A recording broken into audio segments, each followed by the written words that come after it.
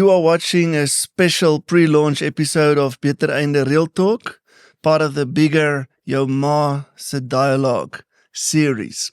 We're having this special episode to talk about the big news that hit South Africa, not like a F-bomb or an Iranian bomb, but the Mkhwanazi bomb.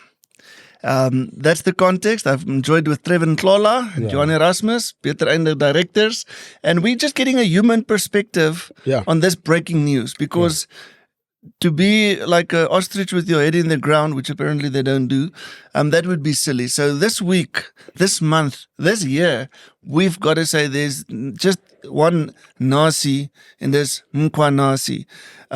He might be the best actor on the planet, or he might be the last hero to save this country, or maybe something in between. But we're talking Mkhwanazi. No. Trevor, as a black guy, responsible for everything that the black government does wrong, now there's a black hero. So I'm going to go to you first. Yeah. And what I'm not interested in today is Mkhwanazi good or bad?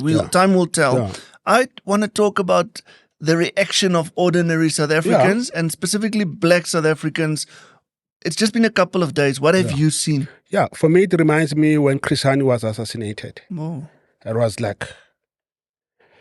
sad, it was painful, but it made everybody, of course, in the black community, like wild and all that. And then the country was on the edge. It was precarious. But this one is almost like exciting. It's like finally, here's this guy who's going to answer our question. And then I like when you said it's not whether he's right or wrong, but for now, we just see this guy who's not scared to deal with these perceived enemies. And he's giving hope. Johannes, the news hit Pretoria yet, because we in Joburg, so we know with these problems. As it entered the bubble in Muanazi. Don't pretend like you've got struggle credentials by living in Randburg and by being in calling Joburg, yourself in Soweto. But anyways, so what do you call it? Boulevard curtain, is it here? Yeah. But anyway, on this side, have you heard of Mkhwanazi? So yesterday I spoke to my very Afrikaans 70-year-old mother, and I said, "Yes, Mom, this Mkhwanazi." I said this Mkhwanazi, MK and she just corrected me. It's Mkhwanazi. Your mother, my mother, and she is just like very excited about it. She says, "No, this is good television." She's just getting the popcorn. Yeah, and. Tell me a little bit about your mom. I just love when I hear that. Is she like in terms of the political spectrum within Afrikaner community will be left? My mom's on the spectrum. Definitely. History teacher. History teachers. Okay. On the political spectrum. Yeah. No, man. My mom is somebody. She raised me. So amazing woman. But the point is, she's got struggle credentials. Because she raised this one. But I think my mom's reaction is why Skalk is interested in this conversation, and we all are, because the first thing I said to my mom, I mean, I haven't seen her for weeks or whatever. You have to pronounce. And then we started talking. I said, yes, is this exciting? And there's almost this glint in our eyes. Is this the one? Is he? Wow. Like the Matrix. Wow. It's like a Messiah. Like Harry Potter or something, looking for the thing on his forehead. Maybe this is the one who will defeat he who must not be named. But I mean, obviously, one has the hesitation of. Yeah, of course. Yeah, I've been hurt before. It's like my high school romance. Like abusive relationship. Every now and then, a girl sort of gave me the impression that she's interested in, and then it just all came crumbling down. And there's a couple of that. One of them being Ramaphosa. Got my hopes up and whatever, and now I'm not entirely sure how excited I'm supposed to be. And now with, but the nice thing is, I'm being vulnerable again. Yeah. Maybe I can be hurt again. But here's a guy just at face value. So we are trying to protect ourselves by saying maybe he's this, maybe he's that, whatever. Just at face value, this guy standing up and standing up against corruption, taking this massive public stand. Yeah. And I'm just seeing lots of people on the social media, definitely black people, but also white people rallying behind this guy. Yeah. His words, if it's, like I say, he's either the best actor ever, then we'll applaud him for being best actor in ever. But his words and posture, if it's true, and I think that's where you have to risk. If it's true, it's so big that I'm even willing to take a chance and be naive. Yeah. Because he's saying, kill me. It's like the Jesus story almost. It's my time. No, he's heroic. He's literally more heroic than any movie you can find. Yeah. Let's make a South movie. Africa is a movie, and this is the potential hero. Yeah. And I haven't seen our country galvanized as much behind someone or something almost ever. After a long time. Yeah. And that shows you we're fed up, we're desperate, but we still have hope deep in our hearts. Yeah. Even the domestic worker, the gardener, they're all like Mkhwanazi, and there's some organizations I haven't heard out coming from Mkhwanazi yet. I don't know what they're going to do, because this now is a hero that doesn't look like Trump. Yeah. So if you looked at Trump to be your hero, and we have those, they've been flying. Yeah. And they've been supporting. So now maybe Trump is the hero. We'll see. If you look at the latest tariffs and you talk to farmers, maybe that wasn't maybe that was a false messiah. But even with Trump, it was interesting for me to see ordinary white South Africans. I don't think black did it. Ordinary white Christians throwing all their hope on Trump. They did. And some are still clinging to that. Yeah. He's going to save the world, never mind South Africa. Now there's another figure, Mkhwanazi. He's like the black Trump. And we're throwing our hope. And is this going to be better? Yeah. Time will tell. But I'm just seeing 2025 will be the year of the two messiahs or false messiahs. And then as Christians, we have to obviously figure out, how do we deal? We've got a real messiah and a real God and who we trust. But as in using people being his hands and feet on this planet. That's what they were saying about Trump. This is what we're feeling now about Mkhwanazi. And it's too early, but the reaction is real. Yeah. People are saying, we'll hit the streets. I'll put my body on the line. To There's protect rumors him. of farmers saying, we'll bring out tractors. We're behind Mkhwanazi. So, do you know the song, Tati Trevor? It's fascinating. Do you agree that South Africans are revealing a little bit that they have hope? Yeah, I was about to say, isn't it sad that we have to be cautious when we become excited? We have to say, hey, let's guard ourselves. Isn't it sad that because of the disappointment, we normalize it. We think it's because we've been crushed again and again and again. It's like South African cricket. Yeah. You can't get happy because you've been hurt too much. So it is very cricket sad. Cricket is better. Soccer, I mean. Oh, Bafana, we didn't even have hope anymore. Yeah, I mean, we also call them Bafana. Maybe we must change them the name. And give my them daughters. No, yeah, my daughter. I thought you say my daughters. My daughters. Yeah. But with this guy, Ntate Mkhwanazi, I need to teach you that. You know, in the black community, you don't call people, especially if they're older than you, with their first name. Unless you get the permission. You know, you don't go like Mkhwanazi or Zuma. Like, for example, if Zuma walks in here, it would be wrong for me to say Zuma. You know. So you say Ntate Zuma, Ntate Ubaba. Ubaba. Yeah, he would love that. So Ubaba, Mkhwanazi, I get the first name. So the surname is just as bad according to you? Because I mean Mkhwanazi, I mean it like how I would say Hulk. Yeah, say Ubaba Mkhwanazi. Yeah. But anyway, or Ntate Kasutu, Ntate Mkhwanazi. Ntate Hulk. Yeah. It is actually interesting because yesterday when I found my kids, the one was saying, I'm Flash, and the other one was saying, I'm Mkhwanazi. And they were fighting. I'm Ntate Flash. Your kids. I'm Ntate Spider-Man. What are you doing? I'm untangling the webs of lies.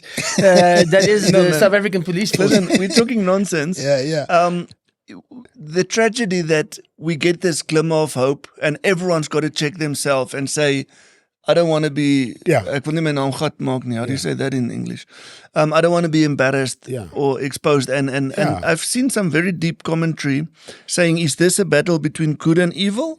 Or is this just a battle between two different evils, two different factions? And is it linked to politics? Is it what's behind it? Is it a preempt for a coup? So we've got all this doubt that in a way I understand, but if it's true, it is true. All of this doubt is killing the hero. They're saying now he was pushing to be his own political ambitions within the police, or the bigger game between the two camps or many camps in ANC, the deep state, when all these criminals clash. Yeah. Some say this, but for us just to consider that, it kind of kills the moment. Yeah. And are we then complicit in killing our hero by dissecting him before we even support it? Because let's say we all support him and it turns out he isn't what we thought. What have we lost? Yeah, that would be sad. Then we're just back to last week, Yeah. where everyone's chowing everything. Yeah. What I find encouraging, because again, it's about the reaction. So the time will tell whether Ntate Mkhwanazi is the real deal. General for you. General. Yeah, maybe that one is Ntate, better. Dr. General, the Right Reverend Mkhwanazi, whether he is the real deal. But for me, the YouTube comments, every now and then I go there just to get a feel of what's going on. And one of the comments I would see, several comments were, I'm in my last bit of training to become a police officer. I'm joining you. Wow. I'm joining you. I'm getting in there. I want to get my hands dirty. We need to clean shop. Yeah. I don't know, man. I'm a sucker, and I think as Christians we are cool to be naive. We are cool to be suckers. Maybe not in South Africa, even. Why would you use the word naive? In a good way. In a good way. I mean, Okay. There's a holy naivety. like Jesus would say, like little children who trust and believe. Maybe. Yeah, have faith. Maybe. Yeah. I mean, this is now. He didn't tell us But to will believe you in say humans. that about Ramaphosa also? Well, a Christian must be naive. In terms of hope, Yeah. you can be cynical and look through everything, Yeah. or you can say, probably this, but you know what? Yeah. Come on, man. Yeah. Viva! Yeah, but Ntate also, Mkhwanazi, viva! but also we shouldn't. Mkhwanazi. But also Mkhwanazi is also a great guy. I like him. But also we shouldn't be gullible. History is galore of information of people who have been took advantage of the gullibility of the people. But as for me, I somewhere in me feels like this is a guy and we need to support, and I would not allow to be cynical and all that. Yeah, because it's not just the guy just came out now.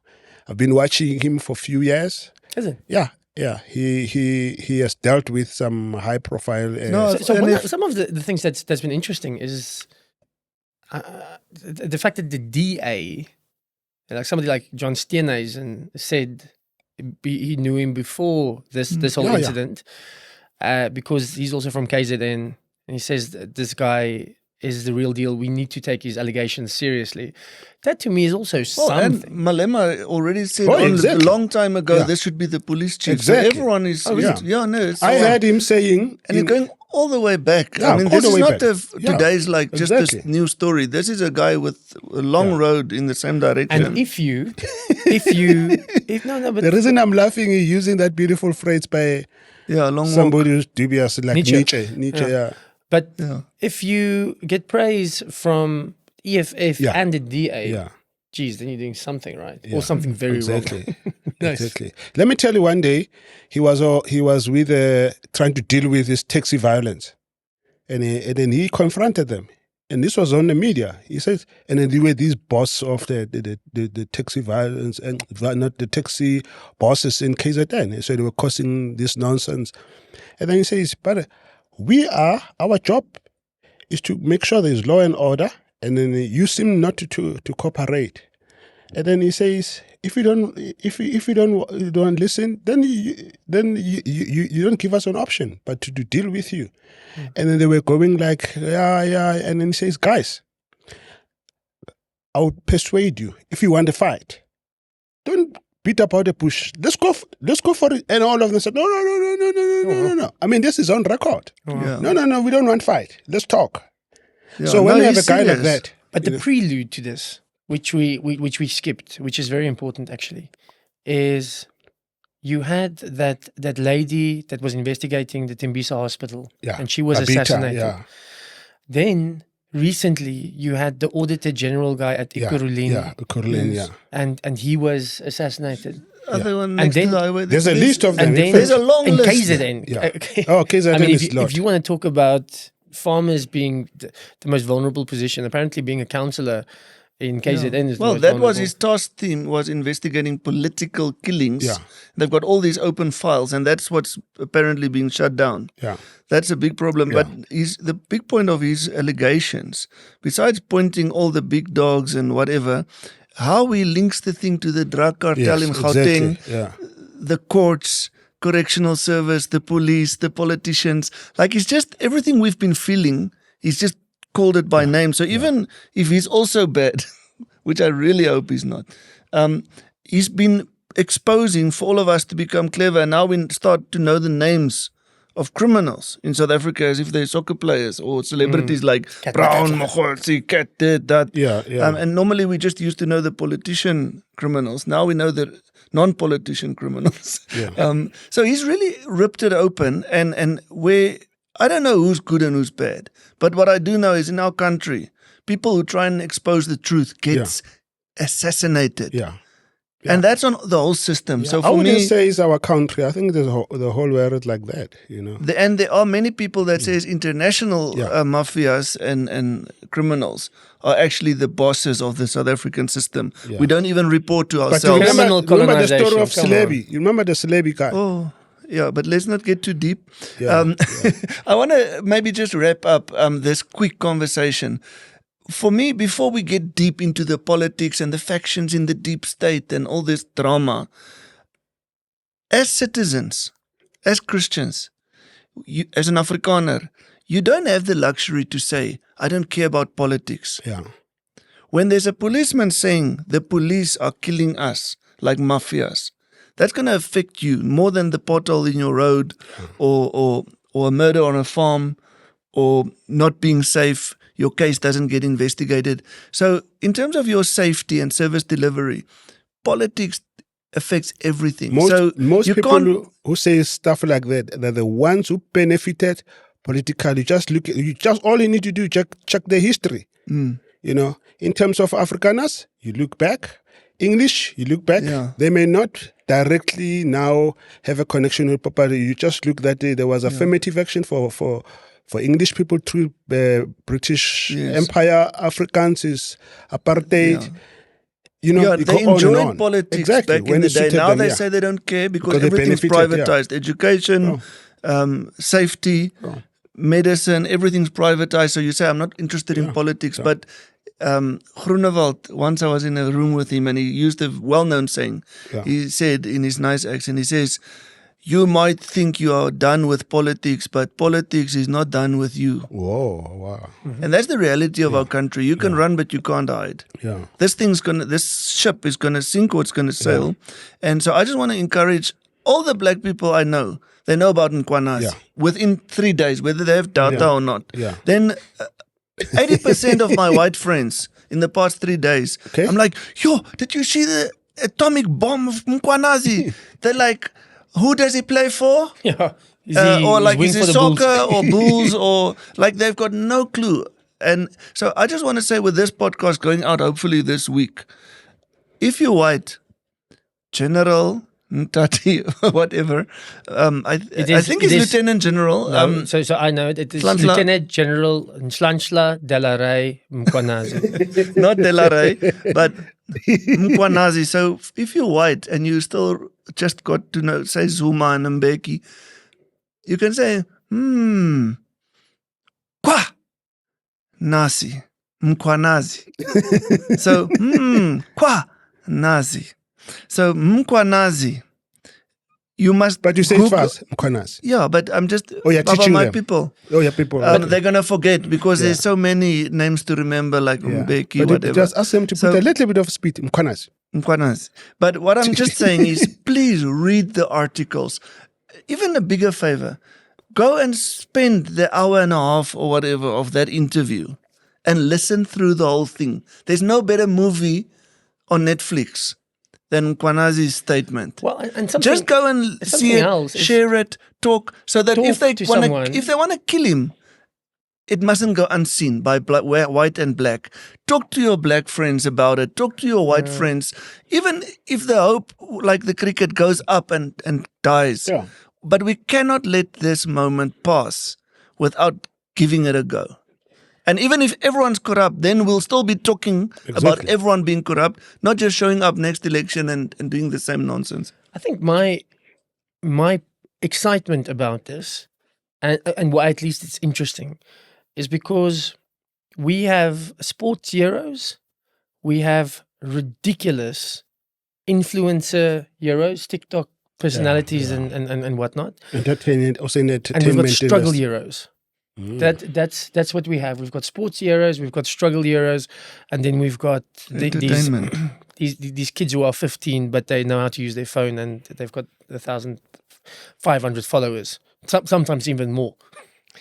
And the point is that here's a police officer who's alive, who's fighting corruption, and now he becomes a bit of a hero. We've been throwing everything into poor Siya Kolisi. You carried the nation. And it's too much. And to a far lesser extent, Thuli Madonsela, Mama Thuli Madonsela, I'm so scared of my elder here. Just say, Prof. And you have this this need for us to relate to these figures that are leading, that are brave, that are exciting. And I think we've really milked Siya, and hopefully we can milk him until 2027. But I think that's why Lieutenant General Nhlanhla Rey Mkhwanazi is exciting to me, because it's a hero. We need heroes in different sectors of society in South Africa. And I've been getting a massive kick out of young kids playing. If you ask any white kid who's their favorite rugby player, like there's a small chance they'll say Siya Kolisi. I mean, they'll say Peter Steph du Toit, but they're probably going to say Cheslin Kolbe, and a lot of them are going to say Siya Kolisi. That to me is exciting. Now, what if you take that to all different sectors and just saying who are the people that we are looking up to? Yeah. So from that perspective, this whole thing is exciting. But also as a church, we need also to pray for him. Because I don't think, I mean, you have to look at his credentials. I know for white people, if you have a little bit of education, like they take you very serious. Whatever, you like that. Yeah. You like that. We don't like that. You don't like that? No. Oh, please. I like it. Yeah, I know. That's why we get along. The biggest crooks have the highest titles. So Mkhwanazi? But Reverend Van Heerden, just let him finish.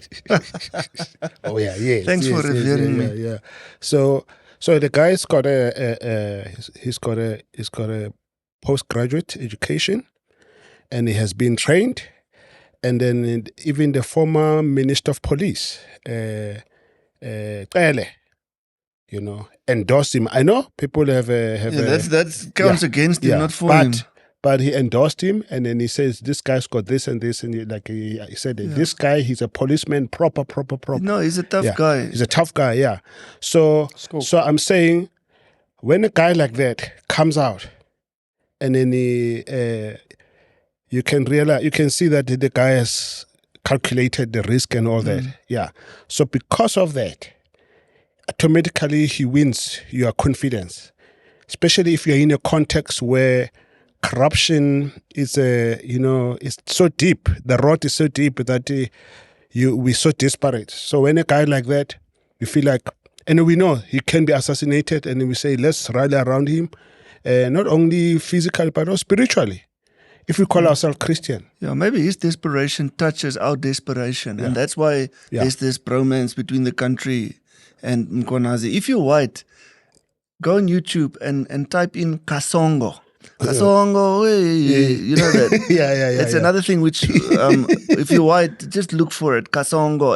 It's a song that's been made about a warthog taking on the lions, whatever. Oh, so the whole time I'm seeing Mkhwanazi, the prophet in me, is just thinking General Kasongo fighting against the odds, and that's like I'm seeing like this Kasongo warthog against I wanted to say the lions, but then I made a little with ChatGPT. I made a little picture where you have got Kasongo the warthog against the mighty sable antelope, also called the palapala antelope.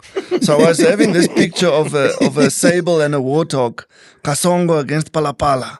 And we don't know who's going to win and what's going to happen. But there's no better TV and there's no better reality than this at the moment. So load some data. Check out Kasongo. Check out Palapala. No, I'm joking. Check out General Mkhwanazi. Listen to his whole story. And let's see how it plays out. But what I love is normal civilians, citizens are being active and ignited. And we'll learn from this week will be big. Whatever happens. 2025 used to be big because of our friend overseas. Now 2025 is going to be big because of the Kasongo, narrative. because of Kasongo. And it comes at the right time, in the middle of the year. We started January with those Afrikaners going to, and Donald Trump going to the White House. Kasongo is big now news. we're changing. So hopefully before the end of the year, we'll have I just want to ask you, you spoke about De La Rey. Many people that don't so, and then you link him with that. I mean, that would be... I would like you to unpack that a little bit. I mean, it's not very sophisticated, so don't expect too much. Who was De La Rey? But De La Rey was this Boer general, and he famously fought against the English at Magersfontein. That was one of his most famous. Where's Magersfontein? I think it's in the Northern Cape, and he had some very, apparently from a military perspective, from a military history perspective, he had some very sneaky ideas of how to do warfare.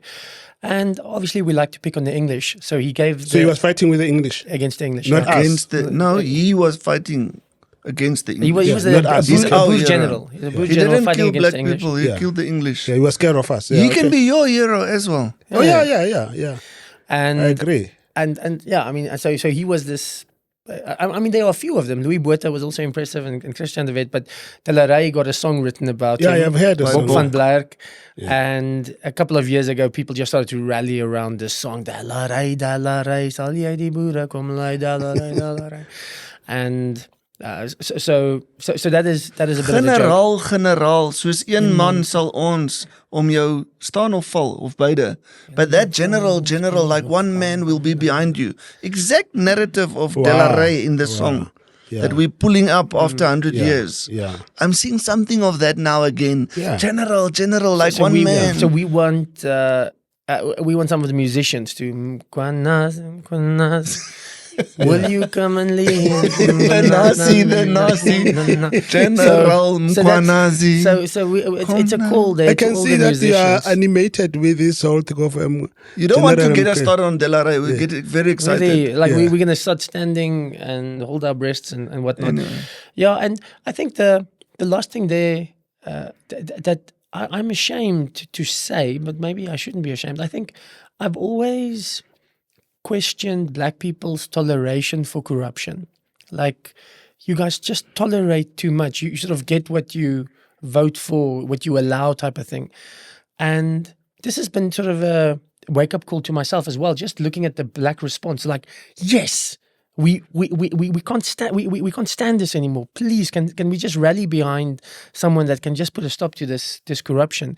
So to me, there's something healing in that as well, even if it's patronizing. I'm on the board of TISA. We're also working on the statement to say something as a body of evangelical Christians in the country. I'm in the Dutch Reformed Church, and we're really looking forward to the Dutch Reformed Church also giving a statement on this issue in about 17 years' time. On that note, 17. This has been a special episode of Jou Ma Se Dialogue, and it is Betereinders doing real talk. Real friends, black and white, talking about real issues, and this week it doesn't get more real than General Mkhwanazi. So, there'll be more of Jou Ma Se Dialogue. They wanted dialogue. Mkhwanazi gave them dialogue. Let's talk. Let's talk. Hoi hoi.